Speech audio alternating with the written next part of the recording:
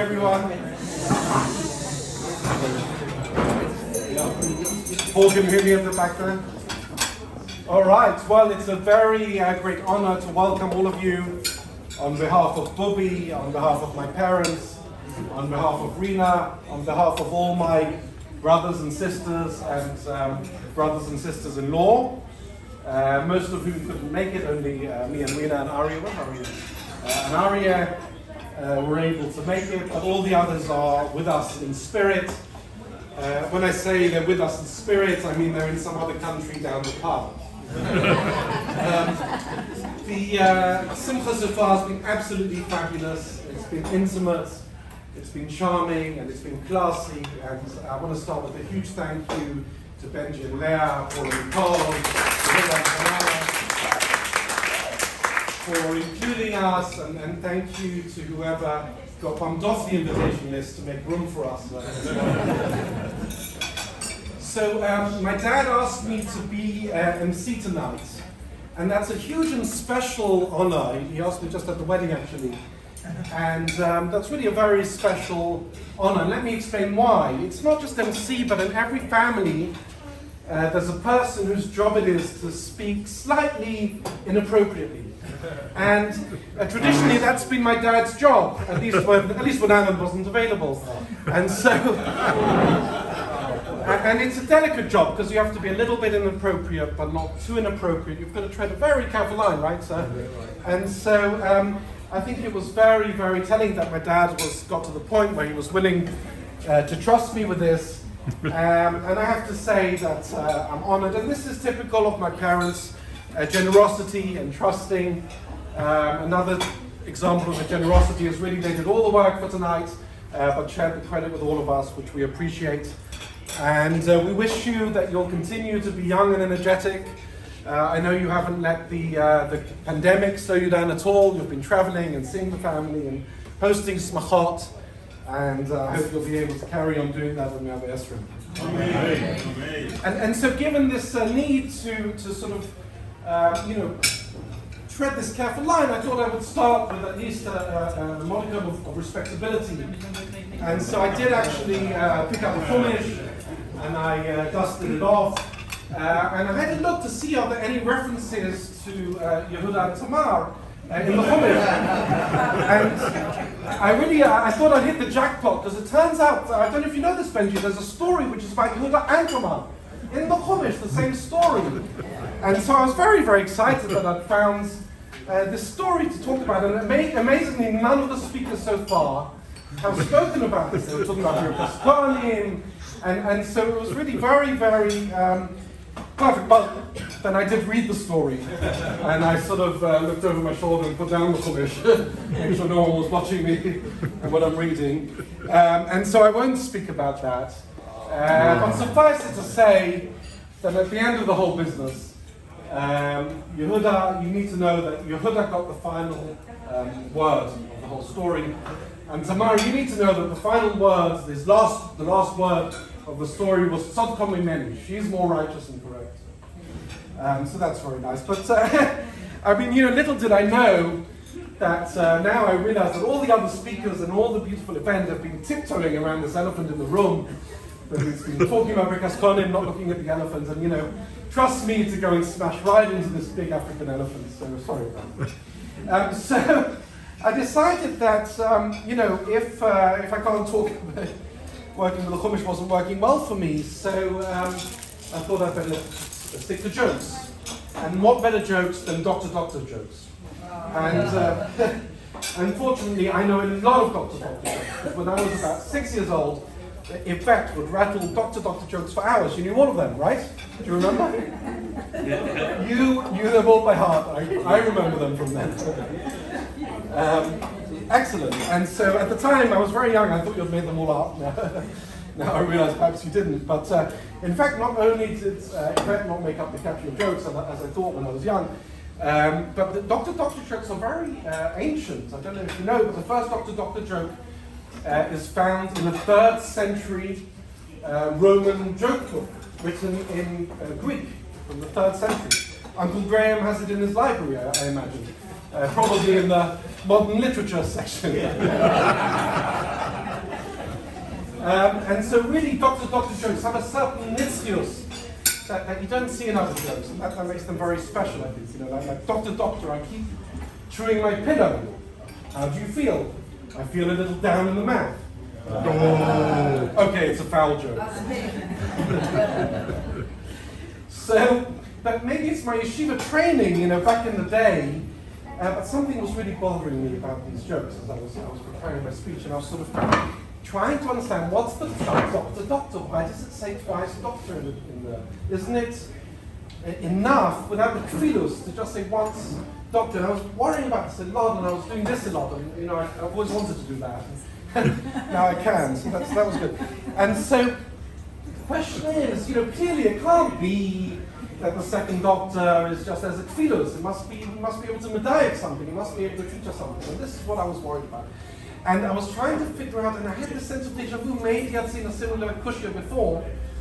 And after some days of thinking, I realized that there's another type of joke which has a kfilus, and that's knock knock, right?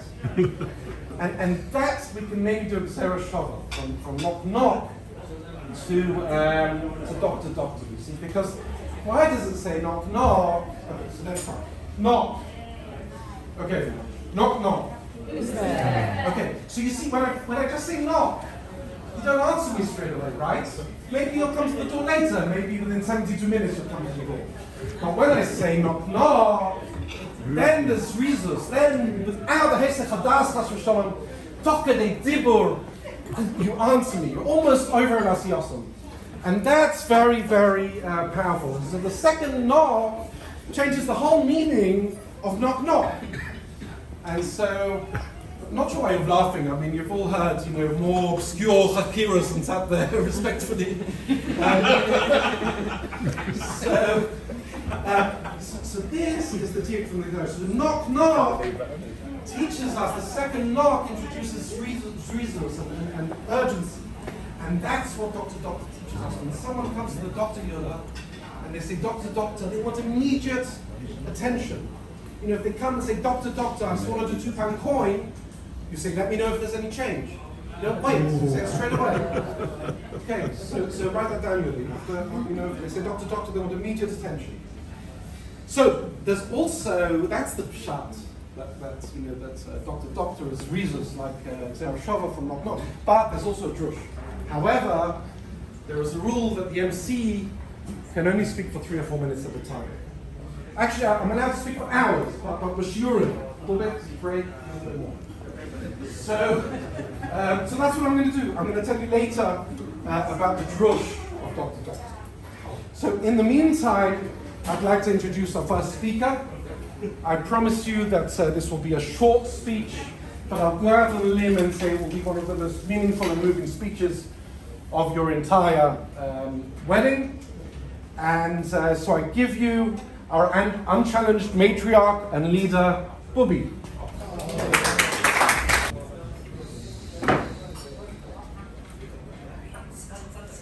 Dear Yehuda and Tamar,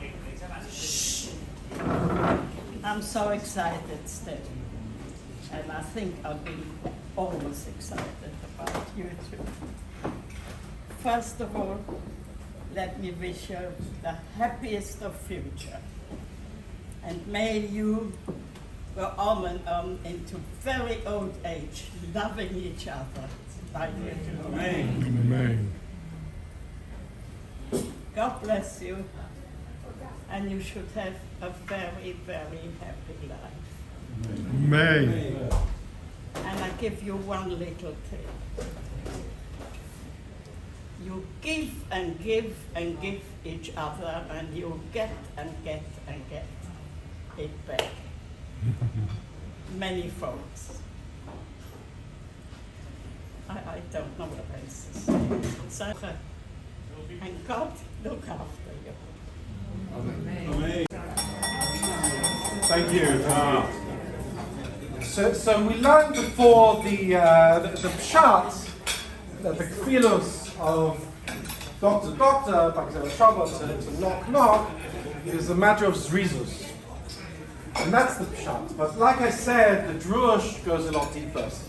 The drush says לא הרי הדוקטור הראשון כהרי הדוקטור השני. Who even said, who assumed incorrectly that the doctor Harito is the same doctor as the first doctor? No! It's two doctors, zwei doctors. That's what we're talking about here, two doctors. That is the drush. When it comes to doctors, toivim ashnayim in echad. You can get a doctor's opinion and a second opinion from the young couple all in one go. It's perfect. You know, or a complex diagnosis. You know, doctor, my feet smell and my nose runs. I think you might be upside down. See, it might take two doctors to come up with a more complex diagnosis. You see what I'm saying? Anyway, so that's the drush. But of course, there's a whole different interpretation of Derech HaKabbalah, which I'll tell you later. But in the meantime, we have the Choshev speaker who's flown in all the way from Eretz Yisrael, especially for the Sheva Brachos, the honor of Choshev Kala. I think it's a great testament to Aryeh and his love for the family. That he was, thank you, Yehuda, Tamar, and Mesiras Nefesh to fly in for your Sheva Brachos. In Eretz Yisrael, we know him more often as the Oker Harim or Ma'alef Taninim and various other things. Aryeh by name and Aryeh by nature. I give you Aryeh.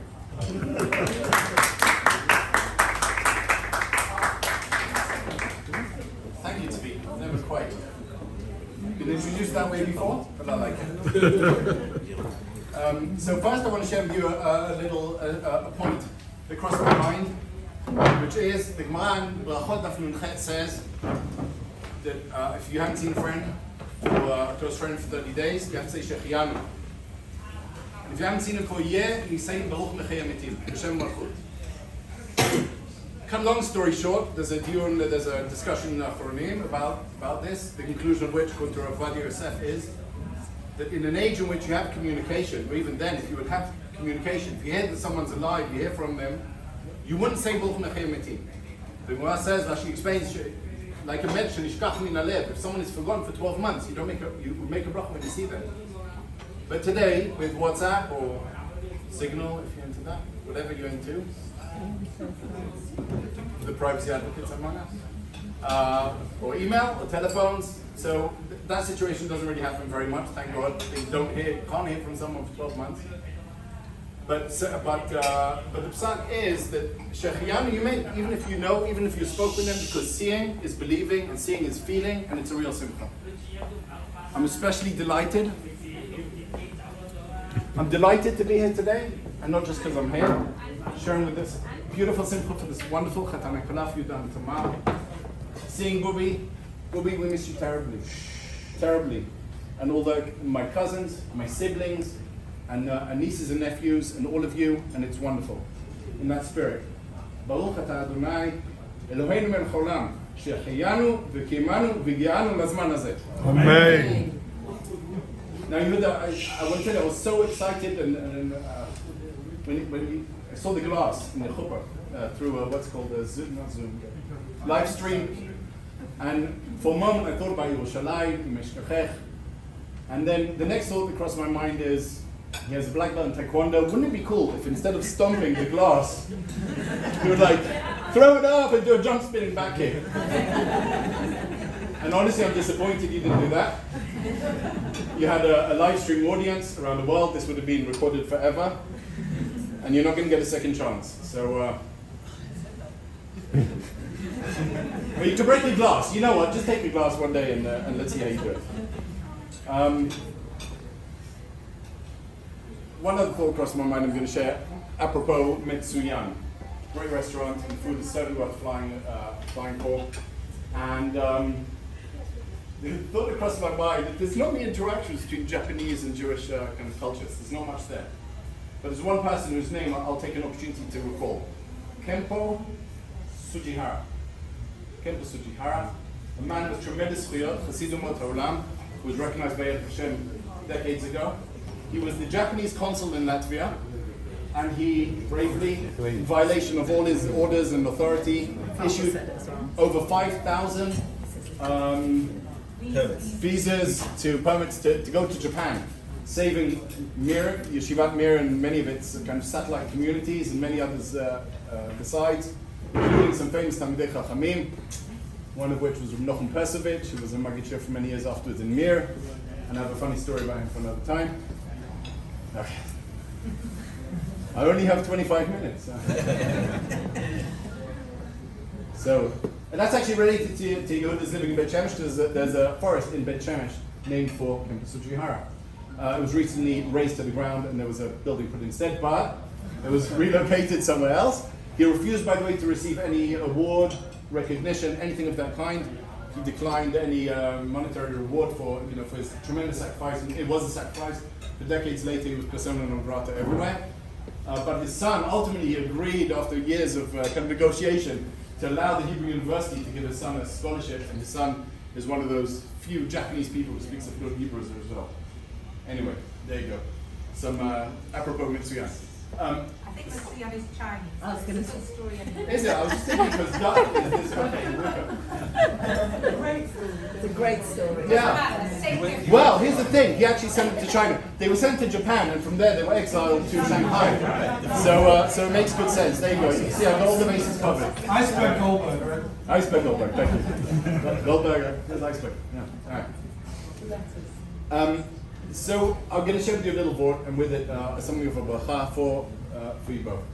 And it's a bit similar to something that your father Yehuda said at his Shabbat brachas a few years ago, quoting Rav Soloveitchik, but I'll make a slightly different point. We have two brachot that are very similar.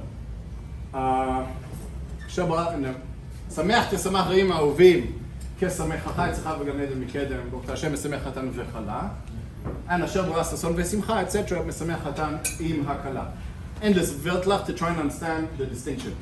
I'll add one to that long list. So the first bracha is mesamech hatan v'chala, and the second one is im hakala. So mesamech hatan v'chala, you read the Nusach bracha, kesamechacha yetzicha b'gan eden mikedem. What is that?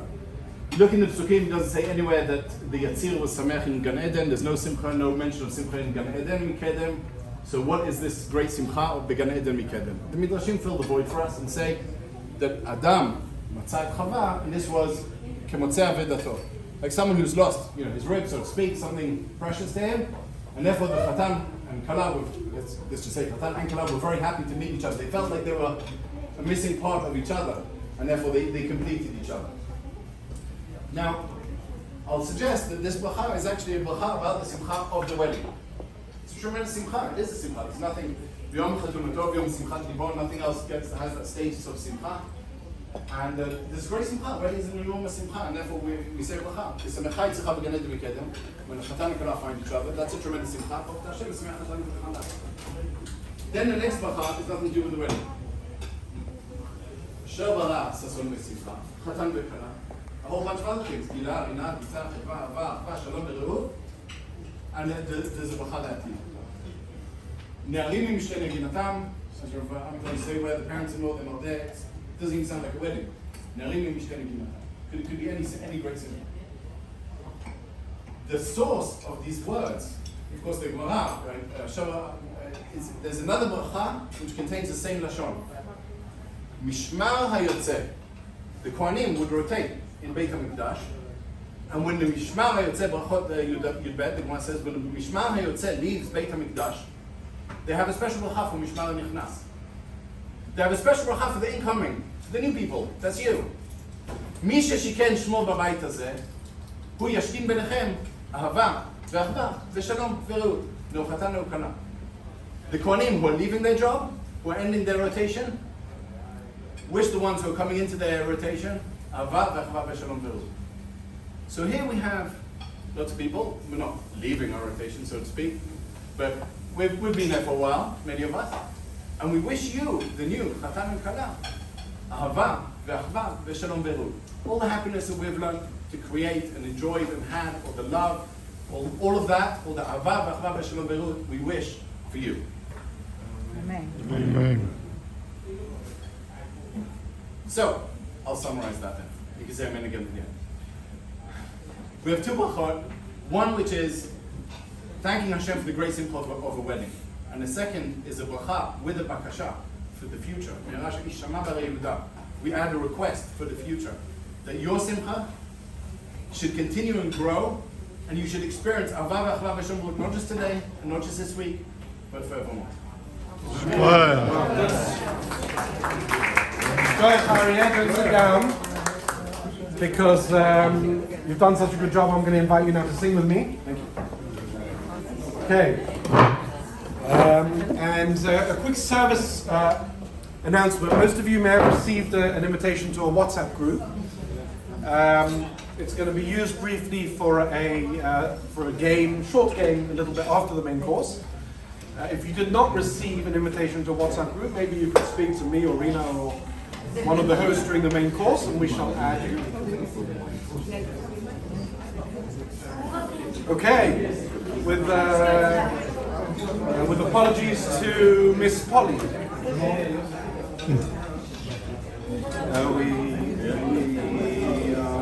We are gathered here to celebrate today, day. We've been vaccinated, we're KKK. We've been swabbed and prodded and are certified. The relief of being with you cannot be denied. Dating through Corona was often from afar, but Boris couldn't stop you meeting in the car. Now meeting in a person is a thrill. And it must have slashed your petrol bill. Running a big midrash, Tamar must know that together as a couple you can grow. Chavruta both in Kodesh and in medicine too. Is there anything the two of you can do? Yehuda's taekwondo black belt is a feat. In an alley late at night we don't want to meet. The perseverance that it took will serve you well in life, and help you and your wife avoid any strife. At languages you are both pretty adept. English, French, you're very fluent, Russian's the next bet. While Yehuda goes jogging, Tamar will stick to netball. And your house is sure to be tidy, no mess at all. So whilst you while away the mornings, drink tea, studying origami and cryptos to get your degree. Relax with cricket, piano and a quick game of chess. You somehow manage it all well, more or less. So let us take this chance to wish you well. With muzzle wish all that time will tell that your patience and your kindness are just the thing to help you spread the joy that you are sure to bring. Thank you, Benji, Leah, Nicole, and Paul. You've really had to keep your eyes on the ball. This wedding was planned out to the last detail, but we hope now you can finally relax and exhale. Now is the part about mazel and bracha. This should've was definitely made with divine hashgacha and aviva. May we continue to celebrate always together. We're so happy we came, it's been a pleasure. So, one more level of depth in understanding the myself as doctors. We learned the pshat, that Dr. was, there's one doctor, but Dr. is a kfilos, which means rezus. And we learned the drush, that actually it's zwei doctors, doctor. But we haven't said anything about the patient in the whole myself. What about the patient? Zog the Heinrich Kabbalah, there is no patient. There is no patient. The whole Maaseh is about two doctors who are looking after each other. He says doctor, and lovingly she answers immediately doctor. And then he says, she says doctor, and he answers doctor. It's a couple of doctors, a couple of doctors. That is the pshat, the deeper meaning, I should say, in the Maaseh. He says doctor, she says doctor. He says, I feel like a teepee and a wigwam. She says, darling, you're too tense.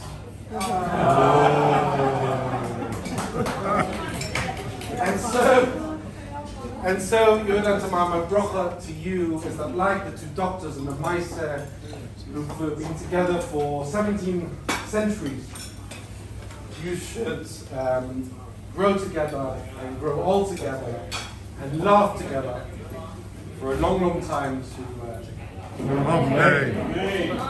And final proceeding for today, I'd like to invite Rena to lead us all there. Okay, I'm not talking. We're going to play a little game. You may have noticed that we all included in a WhatsApp group. Don't worry. Straight away after, we will destroy the group. After we say you as a muzzle toss to do more of that MS, all the charitable things that we're going to do, then we'll take you off the group. So we're going to ask you some questions about Yehuda and Tamar. And everyone will just have about 30 seconds to post your answer. And then we'll compare it to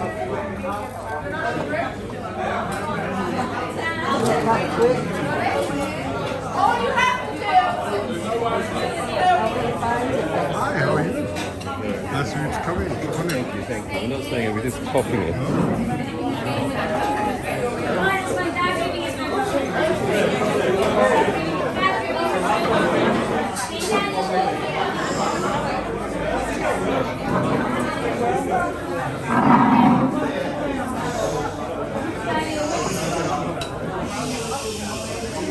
Okay.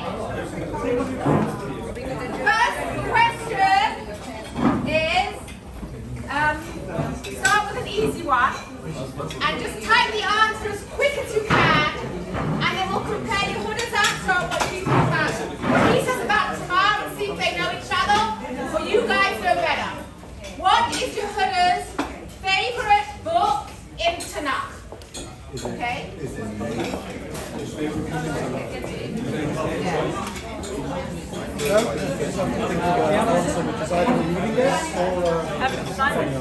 Okay, you get points for how quickly you answer.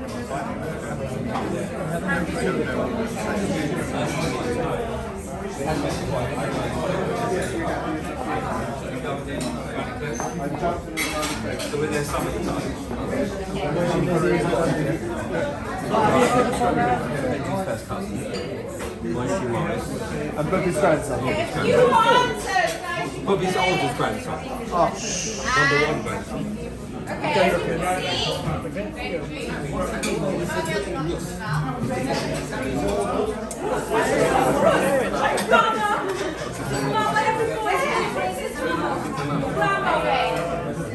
okay, what's your favorite? Guys, watch out as to when I what's your favorite book in Tanakh? Mishlei. Wow, exactly what Tamar said. Oh my gosh. Okay. Yehuda. Okay, you ready? 30 seconds this time. We're going to do it really quick. We're getting the hang of it. What would be Tamar's favorite, best dream honeymoon destination? Okay? Keep it going, guys.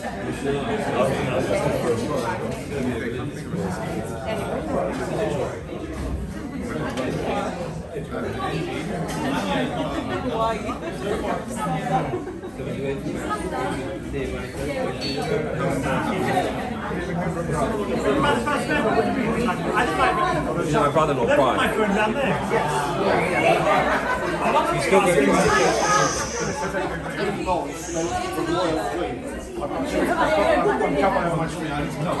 Okay, and wait for it. Tamar, where would you dream of going?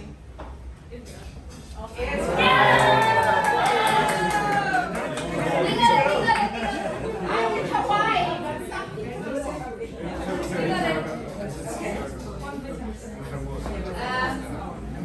What is Yehuda's favorite composer? He's a very musical composer. Grade 17. Yehuda's favorite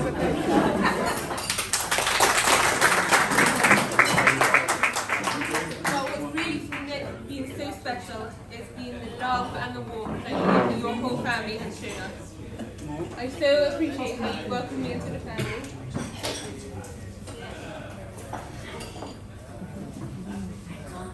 I so appreciate how you've welcomed me to the family, and I'm glad I have a good memory because learning the family tree has been quite a challenge. It's been a really lovely evening. Thank you so much.